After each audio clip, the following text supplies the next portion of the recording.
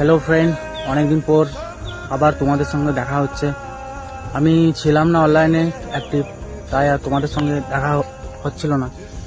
আর কিছুদিন আগে আমি কিছু দুর্গাপূজার কিছু ভিডিও আপলোড করেছিলাম, যারা এখনও দেখোনি তারা দেখে নিতে পারো। তো এই চ্যানেলে গিয়ে দেখে নেবে, নাহলে আমি ডেসক্রিপশানে লিঙ্ক দিয়ে দেবো, সেখান থেকে দেখে নিতে পারো। কিছু দুর্গা পূজা, কিছু দুর্গা মায়ের ছবি আছে। তো আমি এই কারণে এসেছিলাম, একটা হচ্ছে জঙ্গলে এসেছিলাম একটা কাজ করতে। কি আমাদের বাড়িতে একটা ইঁদুর পড়েছিল, ঠিক আছে? তো সবাইকারই যেমনি গণতন্ত্র আছে, সবাইকারই যেমনি জীবনযাপনের অধিকার আছে, কাজে দেওয়া উচিত নয়, সেরকম আমি ভাবছিলাম যে যদি কোনো ইঁদুরটাকে জঙ্গলে এসে ছেড়ে দেওয়া হয়, কারণ আমাদেরও অনেক ক্ষয়ক্ষতি করেছে, তার লেগে নয়। তো এই জন্য এসেছিলাম জঙ্গলে ইঁদুরটাকে ছেড়ে দিয়া। তোমাদেরকে একটা ইঁদুরটাকে দেখাই প্রথমে।